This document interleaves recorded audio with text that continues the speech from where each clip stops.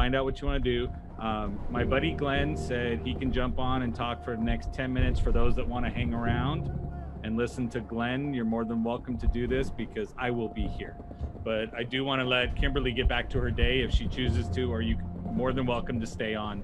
No, I want to hear what Glenn has to say too. I like to learn. Well, you're stuff both too. in Texas, so I'm worried it's going to end up being, hey, you know what? We're out here, and now you got best friends, and you guys have to text me from the restaurant because we don't get to Caught go. my attention. Where in Texas? I'm in the Dallas area. We're both. Oh, I'm in Dallas. We're I'm both right here in outside of. Dallas. I'm on the Swiss So Alps. Glenn's in Dallas, and so is Kimberly. You should meet. I'm craving human interaction like I've never craved it before in my life. Sorry to interrupt. Are Dallas, or what part? I'm in South Lake. You're in South Lake. Okay, I grew up in Bedford, but yeah, I live right outside downtown right now. Yeah, I grew up in Arlington. Awesome. Good to meet you. Mr. Morshower. Hey, Joe. How are you, buddy? So well that it's genuinely unfair to others. I got to be honest with you. It's things are good. You know, I had a lengthy rainy day nap today, and absolutely nowhere to be. Wednesdays are set up as my recovery day because I teach so many hours on Monday and Tuesdays. I teach 13 hours each day. So I'm in front of my computer from 11:30 in the morning until midnight, and then I wash, rinse, and repeat, and it's very fulfilling, and it's certainly a great truth that I don't have to, I get to, and it's a privilege. My approach is quite different from Kimberly's, and yet it piggybacks quite nicely. I'm not in car sales, but man, am I ever in sales. And we sell us. We are the product. And I've been selling what it is I do for 50 years. I've been selling it in front of the camera for 45 years. My first paycheck came when I was 15 years old for this, and I'm 61. And these are things you know. So I wanted to kind of speed along and just offer you a couple of thoughts, and that is the successful approach to nonlinear thinking. And I have seen so many people ABC their way through life. That is not me. And there is nothing wrong with ABCing your way to life. That's just what has worked for them. And in Texas, we have a saying, and the saying is whatever blows your skirt up. Now, I left Texas when I was 18 years old to move to California. And you've heard me say this, Joe, so this is not new to you, but it's also not a stage bit. And, I educate large Fortune 500 companies on a way of being. And what's peculiar to me, but it's wonderful, is that when I started coaching at age 25, I was coaching on audition mastery. That was my program. And it was exclusive to actors. That was it. And it came as a result of a prompting from my agent who, based on my batting average, said, Glenn, your numbers are uncanny, and I'm not being self-congratulatory. I want to offer you a way of being today that works, period. My thought was that I had happened upon something that worked really well in my life and in the life of actors. I never at that time had considered the universality of it. And turns out it's quite translatable, so that this way of being works no matter what your field of endeavor is. It is a way of being that creates magnetism, and magnetism creates favorable results. All of it tracing down to being unified within you so that we get rid of the war of self. When I was 18 years old, I read a book that changed my life because of one sentence. And the sentence said, I am now no longer disposed to be in conflict with myself. And I thought, wow, how beautiful that was. And even at 18, I grasped the meaning of that. But I want to consolidate and, I'm here to be of service, Joe, whatever that looks like. I'm not here to run my mouth. I am here to share things that I know for a fact work, and they are well beyond theory. But when I moved to LA when I was 18, and I'm going to go back now and give you an example of something that when I'm speaking to auditoriums full of only actors, nobody else, I'm speaking to anywhere from 200 to 400 actors in cities all around the United States who have come to my training about how do you build a career, a successful career in film and television. And I asked one night specifically, I was in Los Angeles and asked this auditorium full of about 250 people, how many of you are here in Los Angeles to pursue your acting career? Raise your hand. And I'm going to ask all of you here, what percentage of the audience do you think raised their hands? Now, keep in mind, these are all actors. They're not directors. They're not producers. Nobody is here training with me in sales on this particular evening. What percentage of hands said that they were there to pursue an acting career in Los Angeles? Probably about 80%. It was actually 100%. It's not a trick question. It was 100%. Everyone in that room raised their hand and said, yes, I am here to pursue a career in show business, in acting. And I said, so I'm going to start the evening by offering you one of my biggest takeaways. I'm going to open with a biggie, which is that I'm convinced the primary reason things have gone as well as they have for me is that when I was 18, I did not move to Los Angeles to pursue an acting career. I moved there to have one. And I really want you to hear the difference. Pursuit is a word people use when they expect that there's a really good chance they won't catch something. So they're afraid to use more powerful language, such as have or claim. And I'm going to prove it. So I'm not going to just say something randomly without backing it up. How many of you have ever in the history of your lives called someone and asked them if they'd like to pursue dinner with you? Good question. I know what the answer Never. is. The answer is zero. Never. You've Yeah. never Yeah. said, hey, I was just wondering if you'd like to pursue dinner on Friday. No, Hmm. but the language you chose to use is, would you like to have dinner? So there was a built-in confidence that pre-existed the outcome. Are you with me? So that's Yeah. why you languaged it differently. So if you use the technique of living life from the end, you go to the end in mind and decide that the end is entirely havable. It is primarily, however, havable for those who esteem it to be havable. Stone. And until you reach that level of esteem for the thing that you are after, its havability, it remains in question. And it can elude you for the distance of your life. And you can have liver spots before you have it, wrinkles before you have it, and death before you have it. It all comes down to perceived havability. And are you willing to do what it takes, always working backward from the end in mind? What is it you're after? My experience has taught me that in every field of endeavor, without exception, people primarily are responding to energy. This is not a memorized talk. I have no idea what I'm going to say next. That is another attractive trait to people. People don't want to listen to canned shit. Right? Be in the moment, be present with people, be the energy that allows them to have this moment, wherever this moment is, whatever we're in the middle of. You are facilitating a moment of extreme joy for them. In other words, they enjoy being them around you.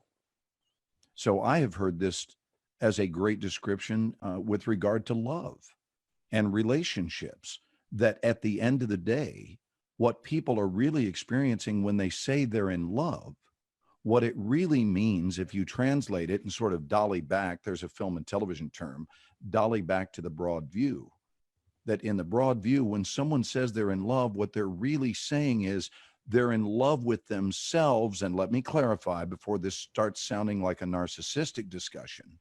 They're in love with how it is they feel about residing in their uniquely assigned skin when they are in your midst. Does this make sense? I'll look for nodding heads. Does this make sense? That people choose people in their lives, not just based on how that other person feels, but rather how they feel when they're near you. This is why people adore Joe. People adore Joe because Joe's fun to be around, which means I'm going to have a good time. This is I'll accept that. selfishness 101. Yep. But it Nothing wrong. really is. Did someone say something? Edna, did you say something? I think it's nothing wrong with narcissism, but probably has a negative connotation. Well, who said there was something wrong with it? I certainly didn't. In No, fact, no, no. I do a coaching session on how the beauty of narcissism. Oh, that's lovely. So I let love me it. let me clarify. I don't have a negative connotation about it at all. I think anyone who is successful in any endeavor has a healthy dosage of narcissism. I'd love for you to note the word, though. The word is healthy, Yes. a healthy dosage. Unhealthy narcissism. Well, let me clarify the two. And no, I did not get this from a seminar or a book. This is what life done whispered to me. Okay. Awesome. And so much of my coaching is about listening to the whisper and responding. So, true textbook narcissism is when someone thinks that their poop exists without aroma. Okay. It also is the belief that we are above others, that you are above others. Here is what healthy narcissism does. Healthy narcissism understands that you are an event. I would love for you. You know what? I'm not invested. I'm going to take that back. I wouldn't love for you. I don't care what you do. But if you would like to, this would be a great time to write down event, the word event. But when I started to say, I would love for you to, it occurs to me that that's not true, because that's how I used to feel. I don't feel that way anymore, because I feel like life is for the taker, as in take what's available and do what you want with it. So you are going to be the beneficiary of the choices you make. I'm not. I will be the beneficiary of the choices that I make. So True. I know that you can push a wheelbarrow of goodness into someone's front lawn. Goodness, answers, prosperity, everything. And there are many people. There is a prototype that I will add is not in small numbers. There is a prototype out there. If you put a wheelbarrow full of answers, it will never, ever be delved into. And you can push it right into someone's front yard. And this explains why so many personal development weekends, people rush back to the back of the table to buy product. And 1 year to the date later, you guys know this stat that between 75 and 80% of that product is still stuck in its shrink wrap. It's shelf help instead of self help. Right. And I love that expression, Joe. I got that expression Shelf from help. you. I love shelf it. help. So there is this frenzy, this buying frenzy to get what they believe will help, but they're not going to actually do anything with it. Yes. As though buying it and having it near you is what's going to be the game-changing deal maker, which is an absurd concept. Well, all I know is if it's on the shelf, it's at least near me, right? Well, everything is near us. Everything is as near us as we decide. But so let me go back to this word event, if you wrote it down. And here's what I would love for you to consider today. The vast majority of the problems you're experiencing in business, your personal life, it goes on and on. I don't need to go on and name all these different possibilities or areas, but I will promise you that they will all trace back. I said the vast majority. So the vast majority will trace back to your failure to remember that you are an event. Because if you really grasp that you are an event, you'll behave like one. Yes. It comes down to self-esteem. Now, here's the difference between healthy narcissism and unhealthy narcissism. Unhealthy narcissism says, I'm an event and you're not. That's the distinction. Healthy narcissism says, I'm an event and so are you, Christy, and so are you, Edward, and so are you, Stacy, and so are you, Kimberly, so are you, Timmy, so are you, Tyler, so are you, Colonel James Ramirez, so are you, Brian, so are you, Dina. God, my eyes work at 61. I love it. So are you, Johnny, so are you, Frank, so are you, Karen, so are you, Edna, so are you, Shelby, so are you, Jason, so are you, Mike, So are you, iPhone. We'll call iPhone Nicole. Nicole. Nicole, and so are you, Joe, and so are you, Christy. And I think I covered everybody. That's not for show. That's the truth. You are a beautiful, unrepeatable event. My description for humankind is as follows: a collection of massively beautiful, unrepeatable events in time behaving as if they're not.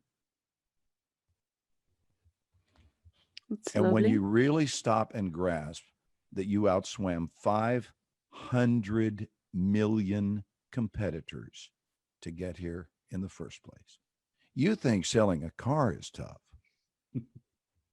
You started by defeating math that you will never be faced with again in your life. How about this? Throughout the entire journey, every challenge you face, be it in sales, personal, relationship challenges, financial challenges, every challenge you face put end on end, all butted together, will not even come close to the math that you started this dance by defying. Dwell on that a lot. I can't say this enough. We taught this to our children. At least think about it once a day. Just think about it. Think about the fact that you don't have to learn diddly squat about winning. You're not here to learn to win. You're here to remember that winning is a pre-existing condition with you. That's your nature. The minute you tap into your nature, you frigging become unstoppable, and knowing it is everything. When you tap into your nature, you can really have anything your soul desires because you're honoring your soul. You're honoring it. And I will promise you, people want to be near it because it is such a rare level of devotion and dedication. And I have a saying that I live by that was whispered to me gently not long ago, and I have really, really, really made it my everything, which is that we go from, how can I word this in a simplistic way? I don't think it's about medication. I think it's about dedication. And it's interesting. When you're really, really way up there in the dedication department, you're not needing medication. I really believe that to be true. The more dedicated, the less medicated. How dedicated are you to the fullest expression of your life, the fullest expression of everything you were designed to be? And that when you honor that, and it does, it's a commitment, it's a discipline, right? Garbage in, garbage out. I've heard Joe say that. It's true. Half-assed commitment, half-assed results. And here's the absurd thing about the human species is that we put crap into the oven and then pray for a different outcome. That's insane. Imagine putting brownies into an actual oven and then sitting and even praying, not just hoping, wishing, and wanting, three very weak words, by the way, but leaving hoping, wishing, and wanting, and actually moving into praying. And now you're praying to God for a chicken fried steak outcome. Now I'm hungry. You put brownies in the oven. Brownies are what are coming out of the oven. And I actually can hear God going, hello, is this on? Get the brownies out of the oven if you want chicken fried steak. Put chicken fried steak in there, and that will be your outcome. Hello, McFly. Hello, I can really hear that. Right? Life follows recipes. Life follows recipes. I want to say that again. So go to the intended outcome. It always is about going to the intended outcome. And then from there, use your imagination. It's one of our greatest, most unutilized gifts. And look at your imagination and rewind from the intended future back to this moment and look at what you have placed in the oven and ask yourself, does this bake that outcome? And if it doesn't, you're not going to achieve that outcome. It's highly formulaic. Life responds to recipes. So if you're sitting here thinking you can throw anything into the oven and then hope, wish, and want your way to greatness, doesn't work that way. Guarantee you, you will live your life frowning about results evading you. Joe, I'm happy to answer a couple of questions. That was the shortest talk I've ever done. He is not lying. He is not lying on that one. I know. I've done the 3-hour Zooms with Glenn. We rock. We go back and forth. Does anybody specifically have a question for Glenn besides the fact that Glenn you can see every week on, is it Sunday? Right? It's Sunday. What are you referring to? Our series? Yeah, Ken and Glenn and a guy named Oh yeah, Scott I do a talk show with Ken Walls on Sunday evenings, but I have it's called the Ken and Glenn Show with a guy named Scott. That's online. But we do a television series called The Resident, which is on Fox Television on Tuesday evenings. And we are in our hiatus period right now, which is being extended courtesy of the virus. But that's, so that everyone stays safe, because we'd like to all live to do a 4th season. And, Fox Television has been phenomenal for me because that's where we did 7 years of the series 24. And that was life-changing for me, frankly. And it has opened every door. In summation, before I take a couple of questions, I think everything in life comes down to energy, good choices, and good choices produce good outcomes, and good outcomes feel good, and feeling good produces healthy self-esteem. And healthy self-esteem is magnetic. And once you become a magnet, you become unstoppable in any field of endeavor. And I thought I was merely an acting coach, and it turns out I was an energy coach, and somebody spotted it. And it was a good old boy in Houston. And this was about 20 years ago, and he sounded just like this. And I don't sound like this, but most everybody in my family does, including my mother. Only her voice is a little deeper than this. And this guy walks up to me after a presentation in Houston, and he says, "Hey, Glenn," and I always joke when it takes a Texan 2 syllables to say a 1-syllable name. He says, "Hey, Glenn, my granddaughter told me that if I was anywhere near Houston on the night that you were going to speak, I need to come hear you. And as you can see, I've done that." I said, "Yes, sir, it appears you have." And he said, "I got to tell you, man, on the way over here, I didn't see the point of it because I'm not an actor, but you weren't up there on that stage talking about acting at all, son. You were talking about life. You were talking about love. You were talking about beauty. You were talking about celebration and loyalty and devotion and alignment and power and flow and ease. You were talking about visualizations. And my brother, I'm just wondering if you might want to come speak to my people at Exxon." He reached into his jacket and gave me his business card. And I said, "You want me to do this program for your folks at Exxon?" He said, "I do." And I said, "Well, the answer is yes, because I'm a big yes person. Love to say the word yes. So I'll do that. How would you like me to tailor it to fit your company?" And he goes, "Tailor? I don't want you to change anything. I want you to do," I'll never forget, he said, "I want you to do what you did on that stage tonight, and brother, they're going to scoop your butt up like good ice cream."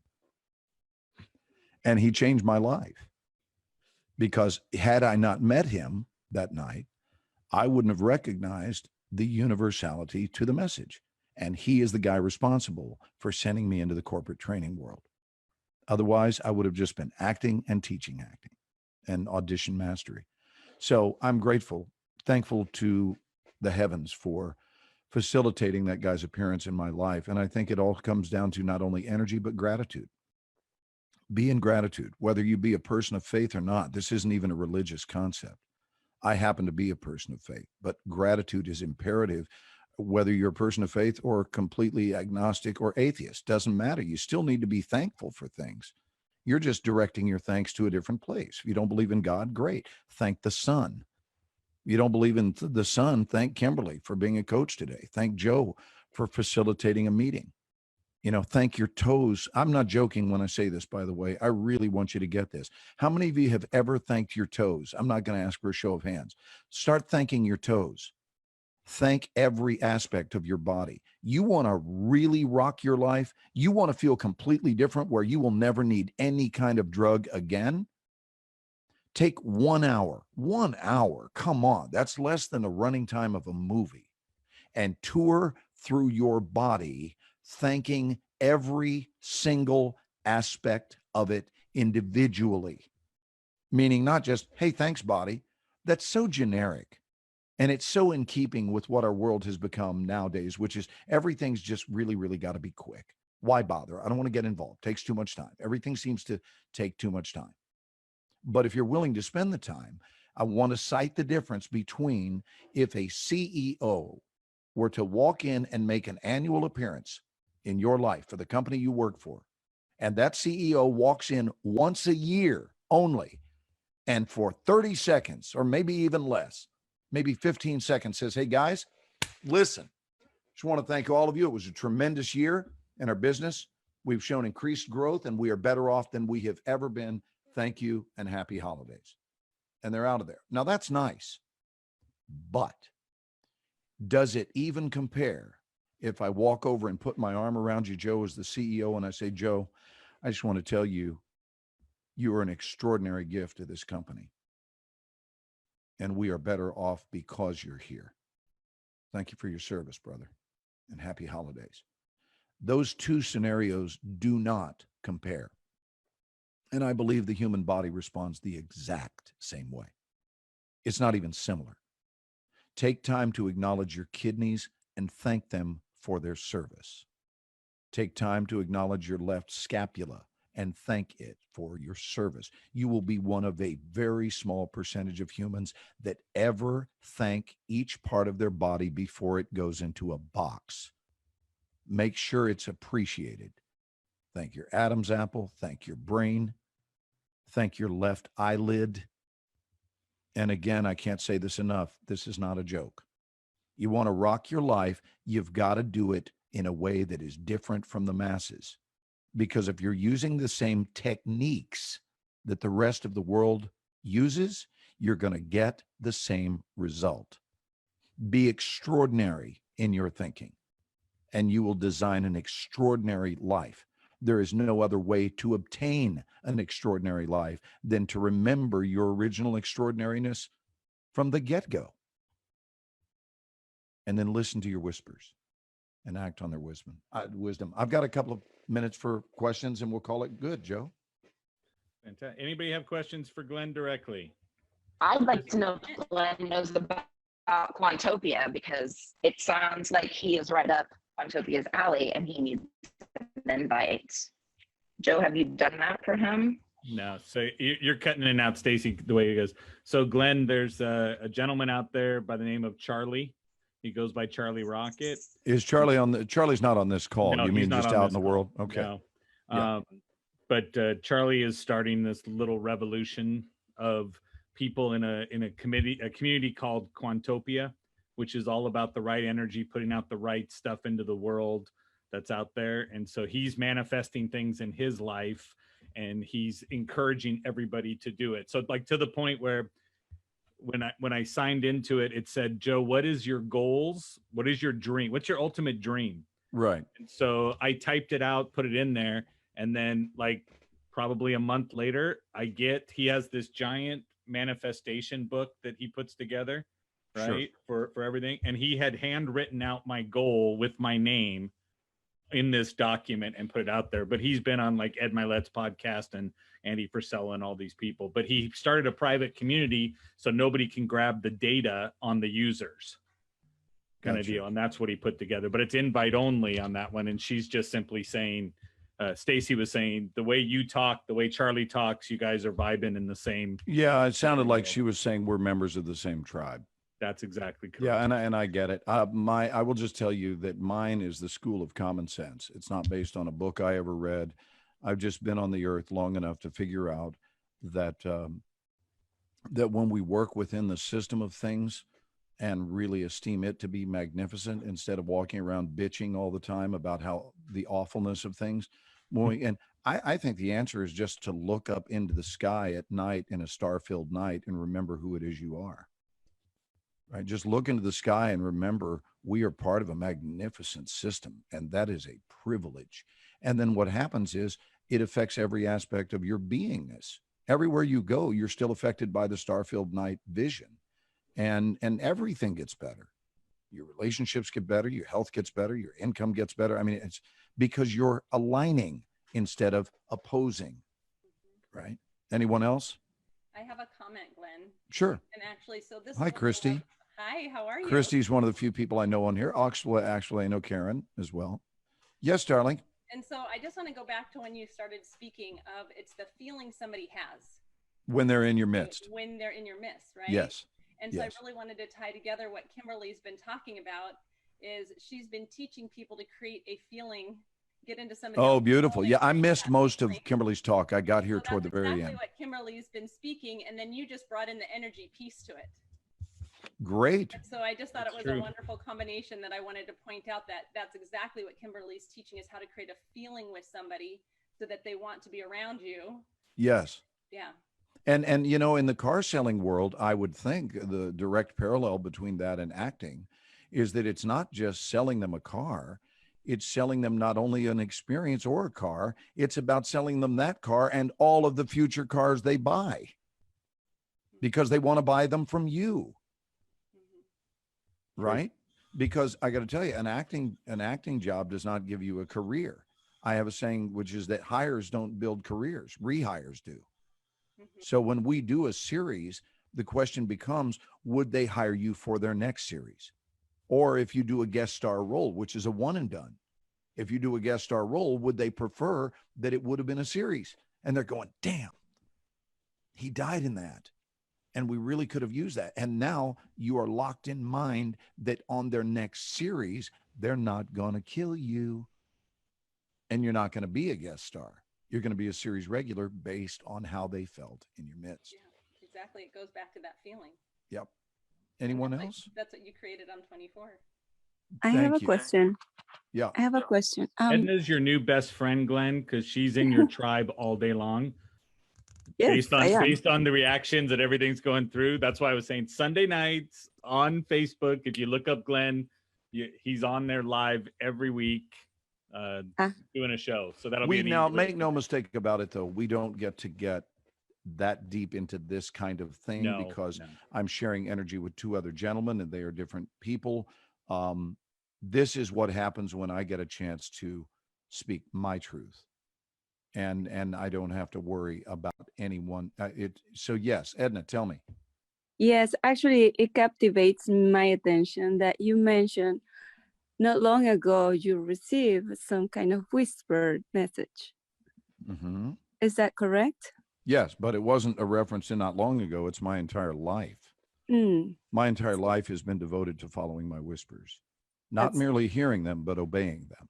Yes, that's beautiful. It totally, I don't know, kind of aligns to my kind of sync to my feeling. It's beautiful. I'm in Seattle, by the way, so it's kind of dark here. But yes, are you in Texas? Yes. Oh. I really love your message. Thank you.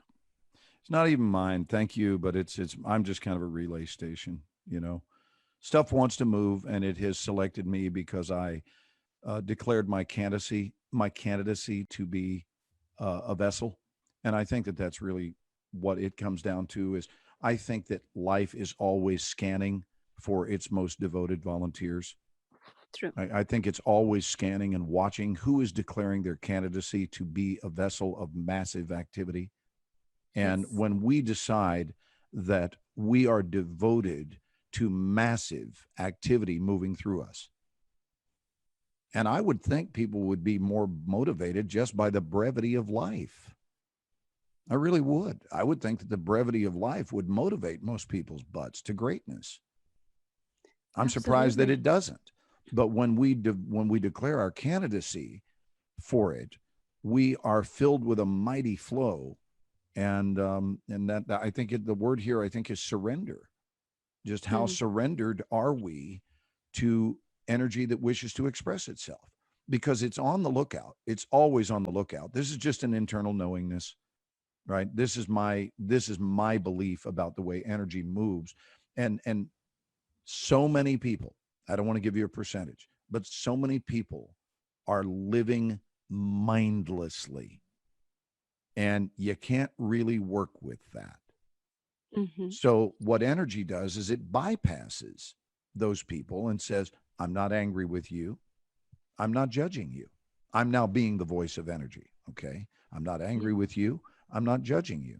But what I'm not going to do is be disrespected by you and have you improperly handle me. So here's what I am going to do. I'm going to hang out on your porch and let you know that I'm here when you're ready. That's it. I'll be here when you're ready. But I don't think it wastes time. I mean, how much time would you try to spend using wood as a conductor? Nothing. Right? You would spend no time because wood doesn't conduct. You would look for wire. Right? You would look for a conductor. Water is a conductor, obviously. So energy goes and electricity is seeking a conductor. Well, life is certainly electric. Among the many things it is, it's electric, and electric things are looking for conductors. And so I ask my students all the time, does your life look like something that is conducting energy? Does it look like that? What about your life says that you're a conductor? Would I be able to look at your life and determine that there is a conductor standing in front of me? Or would you be a block of wood that is wondering why electricity won't move through it? Right? That's not a judgment. It's just what I see. I do hate to interrupt you. Let's go, Joe. Well, I have a 4 o'clock Zoom. I got to jump. Let's go. And so I appreciate you all. Thank you, Glenn. Happy to be Thanks here. everybody for coming in. Kimberly, thank you so much for everything you shared with us tonight. And I appreciate you all. You bet. You guys have a blessed afternoon, man. Timmy's waving at you. Hold on, Glenn. This is more than this is more than the difference of people feeling like they've been in a 10-year slump, and it's me going, hey, that slump you think you're in is completely inverted. You are now on the mountaintop. You are everything you've ever wanted, needed, possibly all that stuff. I help people develop the relationships with their imagination, so it's good to know that this is received well on all ends. And going back to the thank you thing, we have 500,000 million cells in our bodies. And when we thank ourselves, like the molecular structure of water, when it's thanked, it's like completely immaculately designed. They've looked at it frozen under a microscope. So it's just like. So you know Dr. Emoto's experiments. Oh, yeah. It's just like, yo, this is, wow. Just everything on here, thank you a million times over. Thank you enough. It's much, much, much appreciated. You are changing lives. Fantastic. Thanks, everybody. I appreciate you all. Thanks, Kimberly. Thank you. Thank you so much.